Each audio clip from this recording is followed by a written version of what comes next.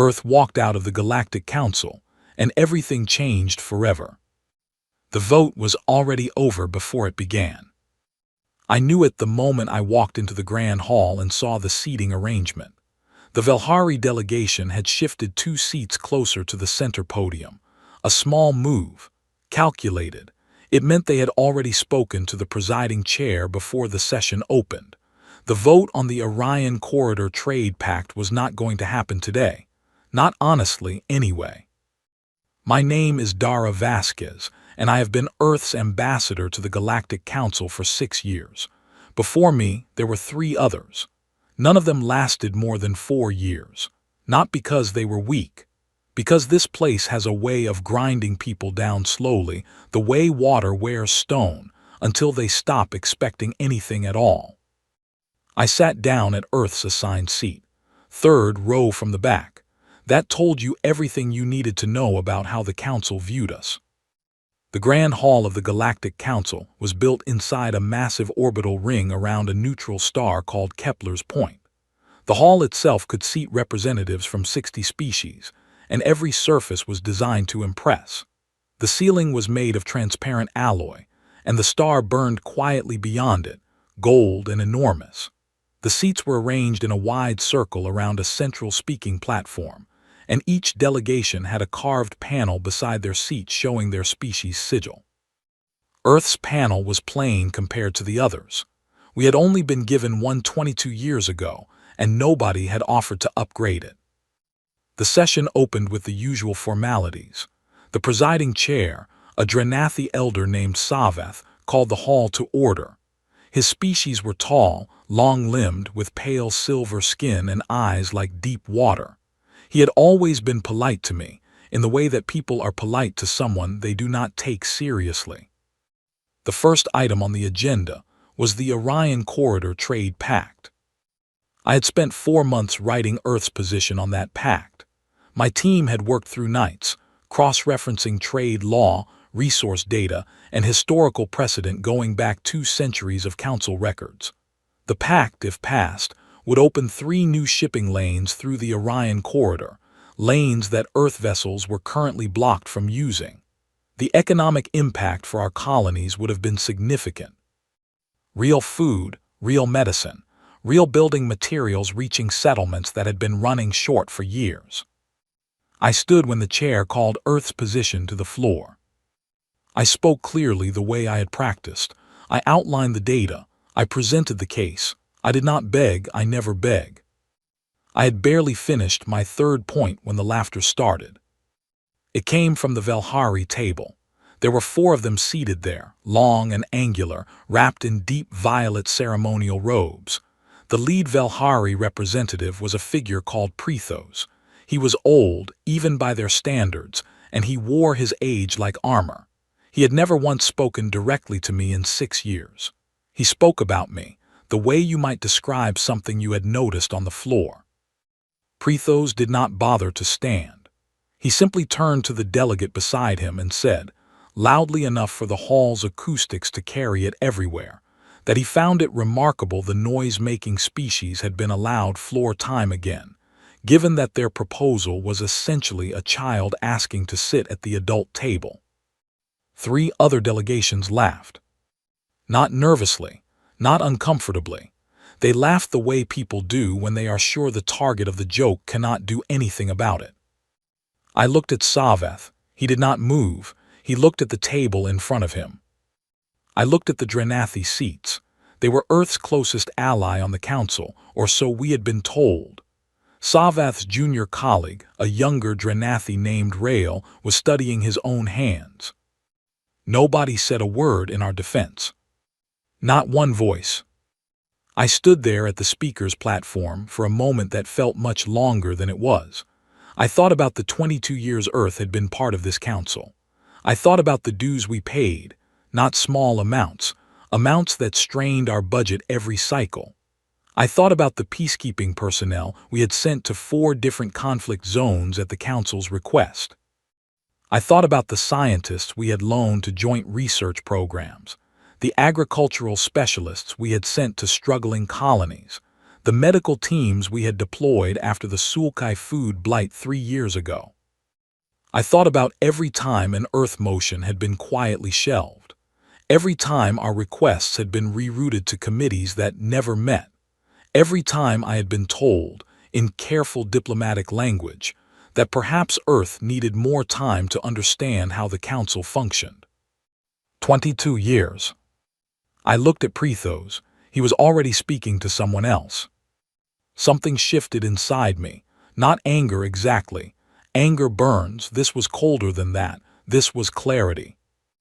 I picked up my documents from the platform. I stacked them neatly. I switched off my translation earpiece and slid it into my jacket pocket. Then I looked at Savath and I said, in a voice that was completely steady, that Earth was done asking for permission. I walked off the platform and toward the exit. The hall went completely silent. I did not look back. I had learned a long time ago that the moment you look back, they think you are uncertain. I was not uncertain. With every step I took across that floor, I felt more certain than I had in 6 years. The doors opened automatically and I walked through. On the other side, my aide, a young man named Owen Clark, was waiting. He was 26, sharp, and very good at hiding how worried he was. He was not hiding it well right now. He looked at me, and then at the closed doors behind me, and then back at me. I said, "Walk with me," and I kept moving. We were in the shuttle bay within 4 minutes. I did not say anything during those 4 minutes. Owen did not ask. He had worked with me long enough to know when silence was not emptiness but calculation. We boarded the Earth Consulate shuttle, a modest vessel compared to the Velhari cruisers parked in the adjacent bay, and I sat down and pulled out my personal comm unit. 2,400 messages had arrived in the last 6 minutes. The Council's live broadcast system had carried everything. Every species with a communications network had seen it. 48 civilizations had watched Earth's ambassador walk out of the Grand Hall. I scrolled through the first dozen messages without opening them. I said to Owen, "Get me a secure line to Geneva." He was already dialing. The Secretary General picked up in under a minute, which told me she had been watching. I said, "I assume you saw." She said every word. There was a pause. Then she said, "You did what the last 4 ambassadors all wanted to do and never had the nerve to try. We are behind you, Dara. Completely." I looked out the shuttle window at the great orbital ring and the star beyond it. I said, "Then it is time to move to the second part of the plan." She said, "It is already in motion." I leaned back and looked at those 2,400 messages still filling my screen, and for the first time in 6 years, I let myself breathe. Owen Clark was 26 years old and he had a habit of tapping his fingers against his knee when he was thinking hard about something. He had been tapping for 11 straight hours by the time we docked with the Earth Consulate vessel Resolute, and he finally stopped when he saw what was waiting for us. There were 14 people crowded into the Resolute's main briefing room. Legal analysts, trade specialists, 2 economists who had flown up from Geneva, and a quiet woman in the back named Fiona Greer who worked in a department whose full name I was not allowed to say over open channels, but whose purpose everyone in that room understood. They had been ready for this moment for 8 years. That was the detail most people did not understand. When they watched the footage of me walking out of the Grand Hall, they saw a moment of frustration, a diplomat finally losing patience. That was not what it was. What I had done was pull a trigger on a plan that had been built, slowly and carefully, over almost a decade. I sat down at the head of the table and looked at Fiona. She slid a single document across the table to me. 43 pages. Dense, precise, formatted in the official style of Galactic Council administrative law. She said, "It is ready. We have been ready since last Tuesday. We were only waiting for the right moment." The document was Earth's notice of conditional withdrawal. It was not a rage declaration. It was not a dramatic statement of anger. It was a legal instrument constructed by the finest minds Earth had dedicated to the task. And it cited 19 specific violations of the Galactic Council Charter that had been committed against Earth over the course of our membership. Each violation was documented with dates, session records, transmission logs, and witness accounts. Every single one had been reported through proper channels at the time it occurred, and every single one had been ignored or quietly dismissed. The document did not say Earth was leaving forever. It said Earth was withdrawing under Article 7, Clause 14 of the Charter, the clause that allowed a member species to suspend participation pending resolution of documented grievances. It was completely legal. It was completely airtight, and it had been filed with the Council's own administrative system the moment I stepped through those doors. Owen looked up from his copy and said, "They are going to say we are overreacting." I said, "Let them. The document does not react, it states facts." The first response from the Council arrived within the hour. It was from the Velhari delegation, which did not surprise anyone. The message was formal and cold, informing us that our notice had been received and that the Council considered it a disruption to galactic stability, and that Earth was expected to return and fulfill its obligations. Our automated response went out 40 seconds later. It read, "Our terms are attached. Have a productive session." Fiona actually smiled when she saw that go out. But there was a larger question in that room that nobody had said aloud yet. The question underneath all the legal precision. The question the Council itself was clearly just now beginning to confront. Why did it matter if Earth left? For 2 decades, the narrative had been simple. Earth was a young species, still developing, still learning the rhythms of galactic society. We were allowed a seat at the table as a kind of goodwill gesture, a demonstration of the Council's inclusivity. Our resources were modest. Our military presence was minimal. We had no ancient alliances, no territorial claims older than a century. By every measure the Council used to rank significance, we were near the bottom. That was the story they told. Here is the story they had not been paying attention to.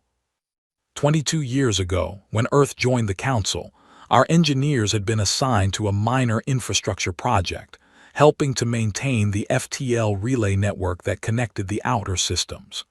Nobody important wanted that assignment. It was slow, technical, and unglamorous. Earth took it because we needed something to do, something that would make us useful. Over the following decade, our engineers did not just maintain the relay network.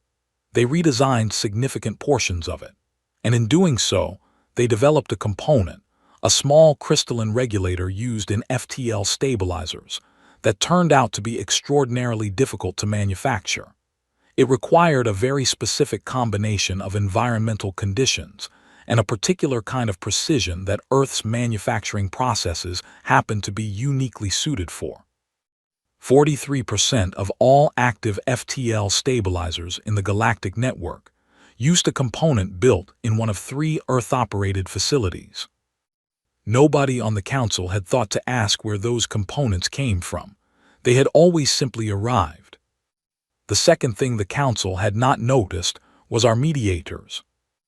Earth had produced, in the last 15 years, an unusual number of diplomatic specialists who were very good at sitting in rooms with people who could not stand each other and helping them find a way forward. We had been asked, informally, to send these specialists to various conflict zones as quiet observers. They were never given official mandates. They never appeared in Council reports. But 14 disputes that the Council's official mediation body had formally failed to resolve had been quietly settled, in back rooms and on neutral ships, by human mediators who spoke carefully and listened without interrupting. The third thing was the Drenathi lung plague. 4 years ago, a respiratory illness had spread through Drenathi population centers with alarming speed. The Council's medical commission had identified the pathogen but had not been able to develop a reliable treatment. Earth's bioresearch team, working in a facility on Titan, had cracked the synthesis for a treatment compound within 7 months. We had shared it freely. We had asked for nothing in return. Savath himself had sent a personal message of gratitude. And then, as far as the council was concerned, the moment had passed and Earth had gone back to being unimportant. All of this was in the document we had just filed. Not as a list of complaints, as evidence of integration, as proof that Earth had become load-bearing in ways the Council had never bothered to examine. The realization was beginning to ripple outward. I could see it in the nature of the messages coming in. The first wave had been shock, then outrage from the Velhari, then a strange silence from everyone else. And now, in the third hour after my walkout, something different was starting to appear in my inbox. Requests for private conversations. Not from the Velhari, from the smaller delegations. From the Sulkai, who ran some of the largest agricultural operations in the mid-systems and who had quietly relied on Earth seed bank technology for 3 seasons. From the Morrow Collective, a 3-planet federation who had an Earth mediator currently sitting in one of their internal negotiations. From species I barely had names for, who had never once spoken to us in open session. They were not reaching out to demand we return. They were reaching out because they were scared. Not of us leaving. They were scared because they were looking at their own situations clearly, maybe for the first time, and realizing that what had happened to Earth had also been happening to them. I was reading through the 4th such message when Owen put a hand on my shoulder and said, "There is one more." He held out his own comm, and I looked at the screen. The message was from Rael, the young Drenathi diplomat who had studied his hands during Prethos's laughter, the one who had said nothing. The message was 2 sentences. It read, "We need to talk, not as council members, as people who owe you an apology." I read it twice. Then I handed the comm back to Owen and said, "Send him coordinates for the way station at Meridian Point. Tell him we will meet in 4 days. Tell him he can bring the Sulkai and the Morrow Collective if they want to come. Tell him this conversation will not be a council session. There will be no official record, no presiding chair, no voting procedures." Owen asked, "What will it be then?" I said it will be honest. He went to send the message, and I sat alone at the briefing table for a moment, looking at the 43-page document, at all those years of careful documentation, all that accumulated patience sitting on the table in front of me like a stone that had finally been dropped. It made a sound when it landed. The galaxy was beginning to hear it. The way station at Meridian Point was not impressive to look at. It had been built by a species called the Torathi, who had gone quiet 3 centuries ago and left behind a handful of empty structures throughout the outer systems. The way station was basically a large rock with a pressurized interior, docking clamps on 3 sides, and an atmospheric system that hummed constantly and smelled faintly of mineral dust. It was, however, completely off the Council's official communication grid. That was the only feature that mattered. Owen and I arrived 12 hours early and swept the place ourselves. Old habit from my early diplomatic training. You never meet on someone else's ground without checking it first, and you never assume neutral ground is actually neutral until you have looked at every corner of it. It was clean. The delegations arrived in the following order. First, the Sulkai, who sent 2 representatives, both female, both wearing the layered amber robes of their senior diplomatic class. Then the Morrow Collective, 3 figures who moved in a coordinated way that never stopped feeling slightly unnatural, but who were among the most precise thinkers I had ever negotiated alongside. Then 2 smaller species whose names I will not attempt here because their spoken form was essentially a series of tones rather than syllables, but who I will call the Aldri and the Keth for the purposes of memory. And last, the Drenathi. Rael walked in with 2 colleagues and stopped when he saw me. He was younger than I expected from his message. Young for his species, anyway, which put him somewhere around 90 years old in Earth terms. He had the characteristic Drenathi silver skin, but his eyes were darker than Savath's, more gray than deep water. And he looked like someone who had not slept well in 4 days. He said, "Ambassador Vasquez, thank you for agreeing to meet." I said, "Thank you for reaching out." We sat. There was no presiding chair, no speaker's platform. 6 delegations around a battered metal table in a mineral-smelling room inside a dead species abandoned rest stop. And for the first time in any meeting I had attended in 6 years, nobody was performing for anyone. The senior Sulkai representative, a woman whose name translated roughly as Elder Mari's, spoke first. She said that her people had watched the footage of my walkout 17 times in the hours after it happened. She said they had watched it not because it was dramatic, but because they recognized it. She said that 40 years ago, a Sulkai ambassador had done something similar, though less publicly, and had been quietly sanctioned until their government replaced her. She said we should have spoken louder then. We did not. We are speaking now. The Morrow Collective's lead figure said that they currently had an Earth mediator aboard their 3rd colony ship, helping to negotiate a water rights dispute between 3 of their settlements. He said that when news of Earth's withdrawal reached the ship, their mediator had immediately offered to leave if it was no longer appropriate for her to be there. He said their council had unanimously asked her to stay. He said that was when they understood that whatever their relationship was with Earth, it was not something they were willing to let the Galactic Council define for them. I let everyone speak before I said anything. This was not a negotiating tactic. It was genuine. I wanted to hear what they had actually come to say before I responded to any of it. What I heard, underneath the different voices and the different concerns, was the same sentence spoken in different ways. They were tired of being managed. They were tired of showing up to sessions where the outcome was already decided. They were tired of watching elder species treat the council like a private arrangement, while younger species carried the costs and were given the title of members as compensation.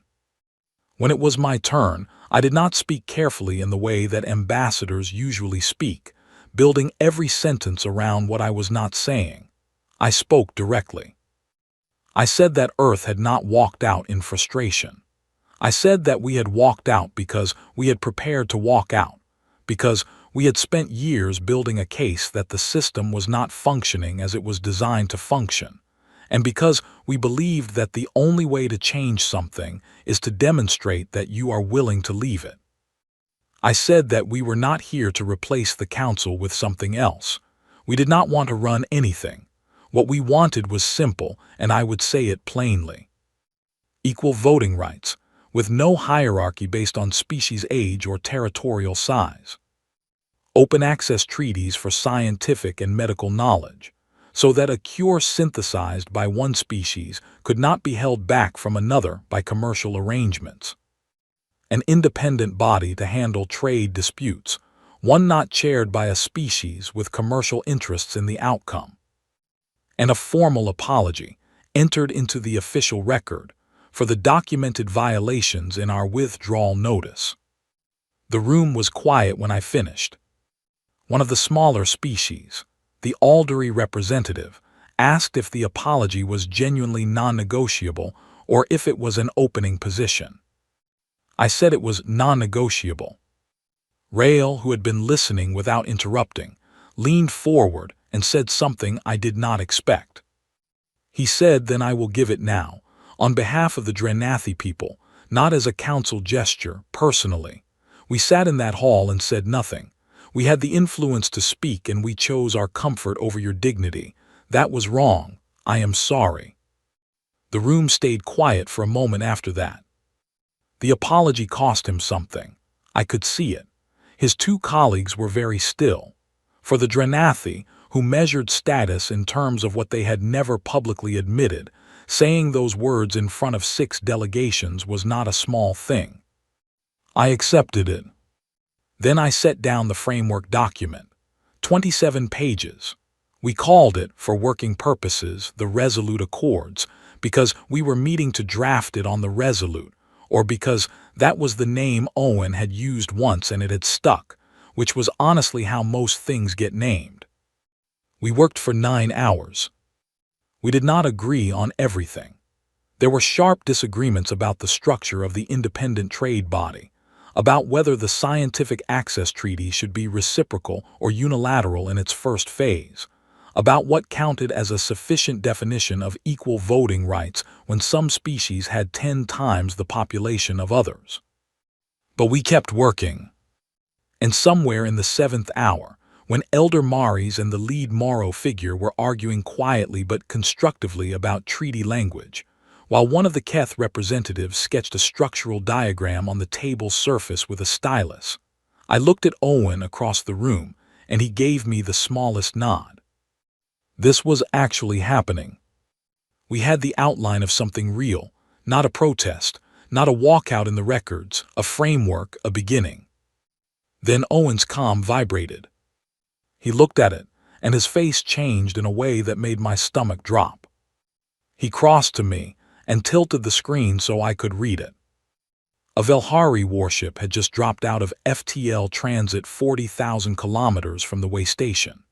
Its identifier was the Dominion of Right, a heavy enforcement vessel, and it was broadcasting on open galactic frequencies that the gathering at Meridian Point constituted an unauthorized political assembly in violation of council administrative codes, and that all parties were instructed to disperse immediately. The room had gone very quiet. Several of the smaller delegates were already moving toward the docking corridor. Old habits, old fear, the way you flinch from something that has been above you for a long time. I put my hand flat on the table and said, "Please sit down." They stopped. I picked up my personal comm and opened the channel to Commander Yusuf Ademi, aboard the Earth Consulate vessel Resolute. Yusuf had been one of the best tactical officers in Earth's fleet before he was assigned to consulate duty, which many of his colleagues considered a demotion. Yusuf did not see it that way. He said if things went as he expected they would eventually go, consulate duty was where the interesting decisions got made. I said, "Yusuf, you are aware of our situation." He said, "I have been aware of it for about 40 minutes. I have been waiting for you to call." I said, "What does it look like from your position?" He said, "Like an opportunity, if you want my honest opinion." I said, "Show them." He said, "Understood. Give me 90 seconds." Yusuf Ademi had been in the Earth Consulate fleet for 11 years, and in that time he had developed a very specific and deeply held belief about how confrontation works. It is not about force, it is about geometry. Force says I am bigger than you. Geometry says I have already thought through every move you can make and positioned myself to make all of them pointless. Force requires energy. Geometry requires intelligence. Yusuf had plenty of both, but he preferred to use the one that did not leave wreckage. The Resolute was a consulate vessel, which meant it was built for range and endurance rather than engagement. It had good shields, good engines and weapons systems that the Council's registry listed as standard grade, which was accurate as far as it went. What the registry did not list was the fact that 3 months ago, on a quiet docking rotation in the Kepler belt, the Resolute had met briefly with 3 other Earth vessels, the survey ship Steadfast, the resupply carrier Aldgate, and the fleet escort Wren. And in the course of that meeting, Yusuf and the captains of those 3 ships had spent 6 hours discussing a very specific tactical formation that Earth strategic planners had developed 18 months earlier and never yet had reason to use. They had all agreed it was worth knowing. When Dara's call came in, Yusuf was already at his operations console with the formation coordinates mapped. He sent the order. On the Velhari warship Dominion of Right, Captain Verk had been in military service for 40 years and had been involved in 11 enforcement actions, none of which had required him to actually fire. His ship was one of the most advanced vessels in the Velhari fleet, 3 times the mass of a standard council escort, with weapons arrays that could reduce a way station like this one to component particles in under a minute. He had expected the usual response to the dispersal order: nervous compliance, some delay, some communication back and forth, and then quiet departure. He was watching his sensors when 4 Earth vessels dropped simultaneously out of FTL transit at precise intervals around his ship. He stared at the configuration on his display for a long moment. The formation was not aggressive. Nobody had powered weapons. Nobody was broadcasting warnings. The 4 ships had simply appeared, each one positioned at a specific distance and angle from his vessel, and the geometry of those positions was immediately and unmistakably clear to anyone with tactical training.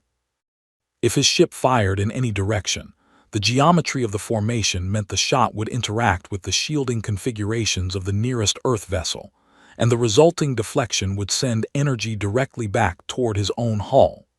The mathematics of it were elegant and unforgiving.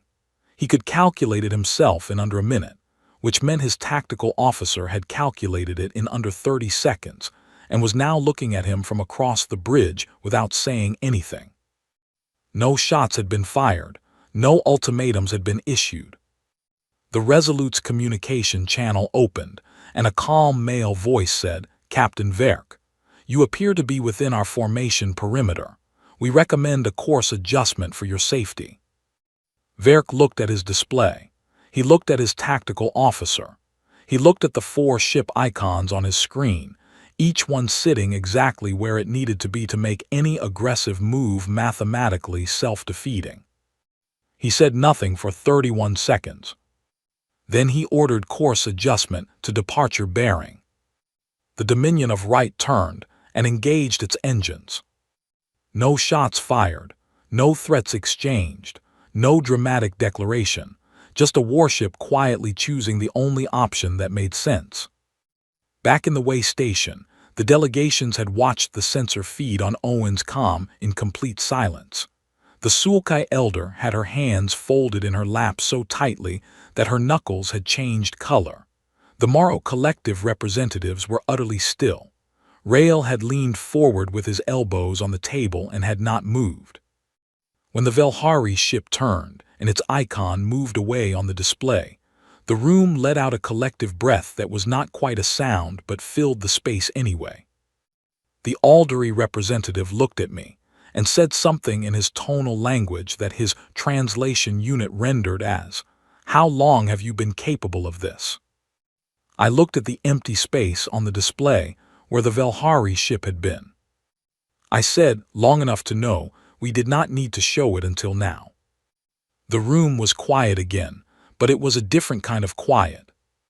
Rael sat back in his chair and made a short sound that his translation unit rendered as a laugh, but which seemed to mean something more like recognition, the sound of someone who has finally understood something they should have understood much earlier.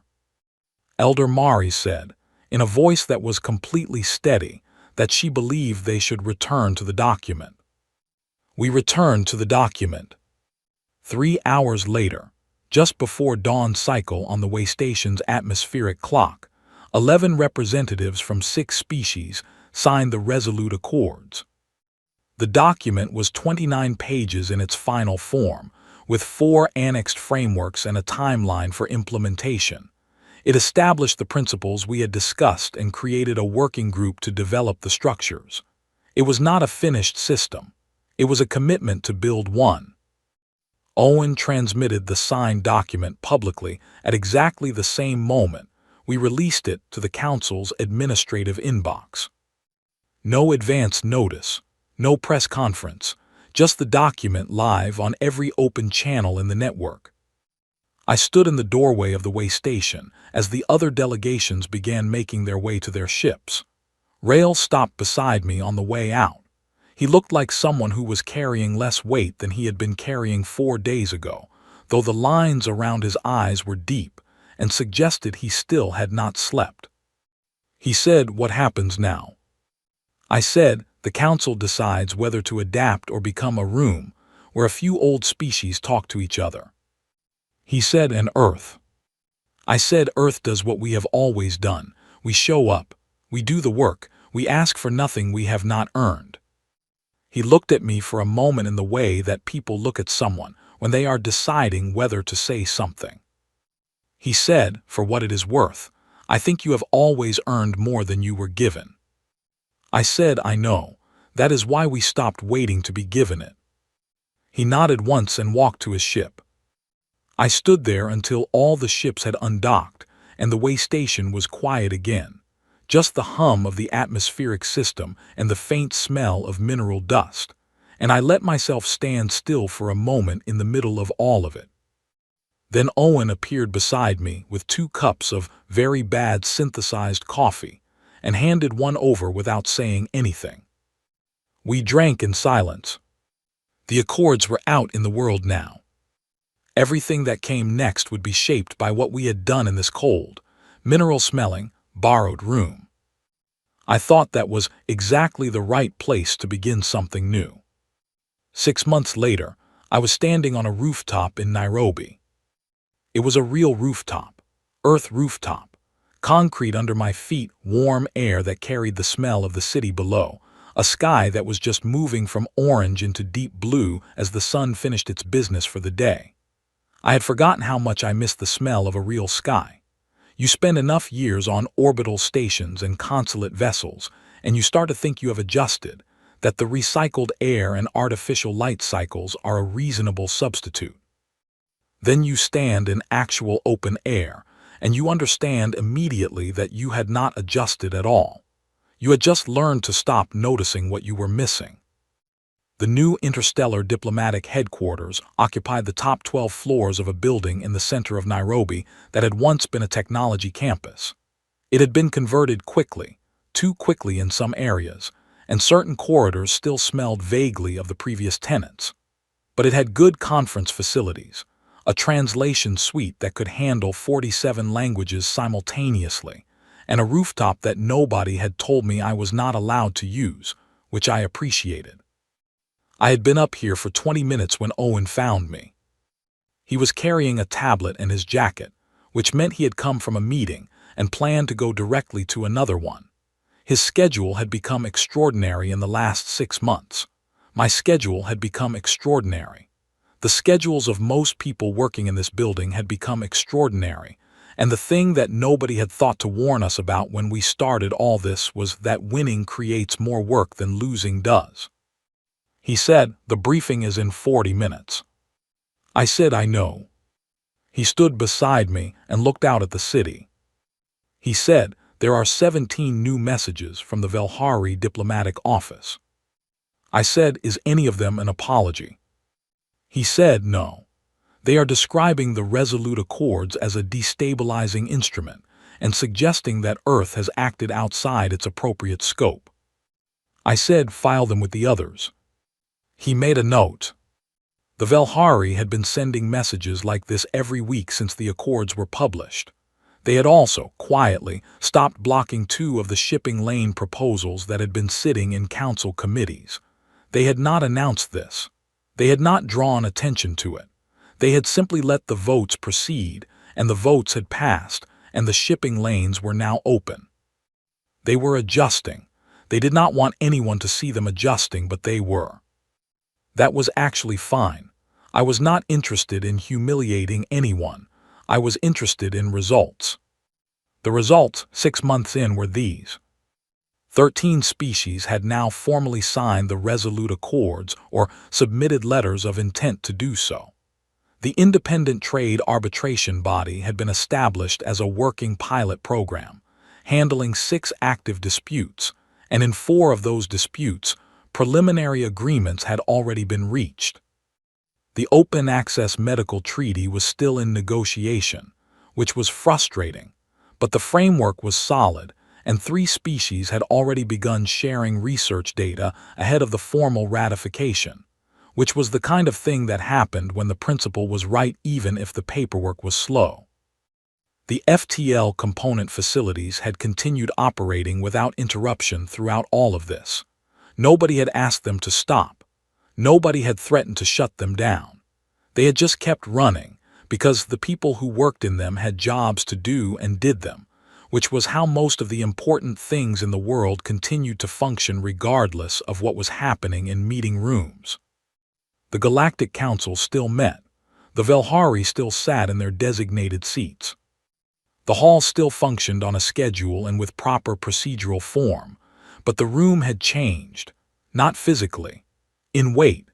The assumption that certain species set the terms and others learned to work within them had cracked, not all the way through, but enough that the light was getting in. Rael had been elevated to Drenathi's senior ambassador status 2 months after Meridian Point. He and I had a standing communication session every Thursday. He was good at his work, genuinely good, and he was working hard to move his own government toward a formal accord's ratification. Saveth had retired from public service 6 weeks ago. His retirement notice had been brief and had said nothing about the events of the last 6 months, which probably meant it said everything. The press briefing I was about to attend was the 14th I had done since returning to Earth. The first 13 had been intense, full of urgent questions about whether we had started a war, whether Earth was in danger, whether the galaxy was going to come apart. By the 8th briefing, the questions had shifted. Now they were about implementation timelines, about which species were next in line to join the Accords, about what the independent arbitration bodies ruling in the Sulkai water trade case would mean for similar disputes. People were starting to think about what came next rather than what had gone wrong. That was, I thought, the clearest possible sign that something had actually changed. I heard the door open behind me and turned to see a young woman step onto the rooftop. She was one of the junior press correspondents, here early for the briefing, and she looked slightly alarmed to have found me here. She apologized and started to back away, and I said there was no need to apologize. The rooftop was not mine. She stopped. She said, "Actually, can I ask you something, off the record?" I said yes. She said, "When you walked out of that hall, were you scared?" I thought about it, the honest answer. I said yes, I was terrified. She looked slightly surprised, as if she had expected something more composed. I said I kept walking anyway because I kept thinking about what Earth has survived. Ice ages, every kind of illness you can imagine, centuries of the worst that people can do to each other. We came out of all of that still arguing, still building, still trying to improve. I thought, if we survived all of that, a council chamber full of aliens who do not respect us is not going to be what breaks us. She nodded. She said, "And were you always planning to walk out? Was it all calculated?" I said the preparation was calculated. The moment was real. She wrote something in her notes. Then she said, "Thank you," and went back inside. Owen checked his watch and said, 30 minutes. I said, "I know." We stayed on the rooftop a little longer. The city moved below us. The sky went deeper blue, and the first few lights were beginning to appear in the buildings across the way, small bright rectangles where people were finishing their days and beginning their evenings, cooking and reading and talking to each other, doing the ordinary business of being alive on this planet. I thought about something that had arrived 2 days ago, a package from Rael. Inside was a small object the size of my fist, gray-green, smooth, with a faint warmth to it that did not seem to come from temperature. A Drenathi memory stone.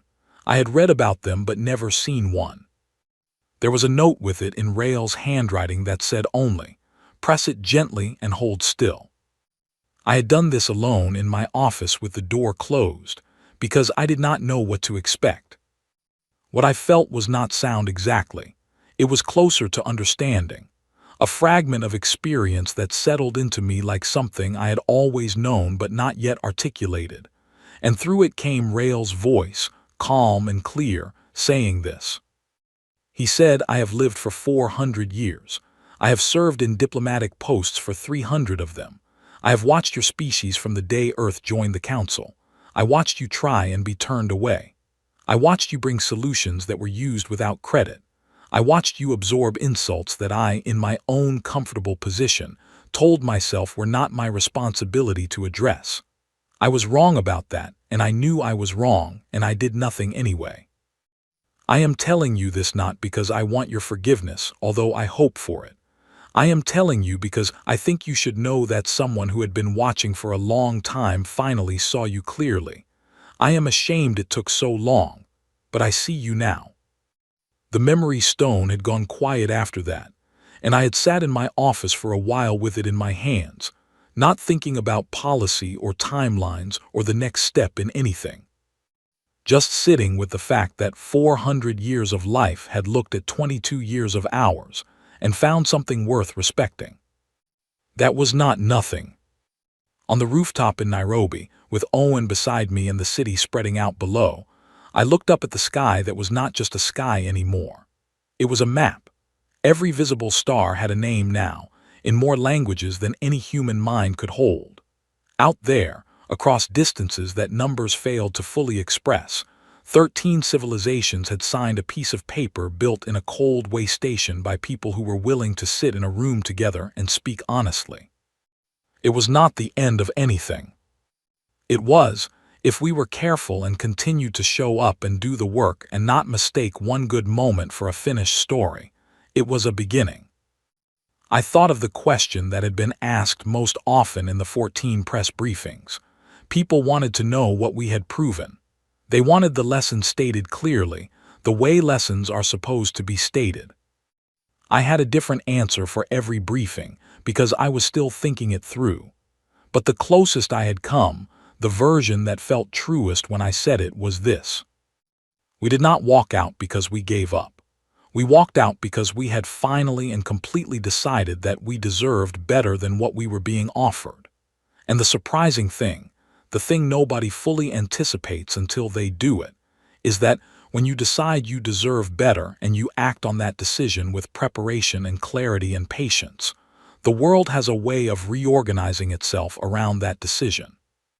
Not immediately, not without resistance, not without moments where you are standing in a mineral-smelling room watching a warship turn its nose toward you on a sensor display, and you are counting seconds in your head and reminding yourself that you did the math and the math is right.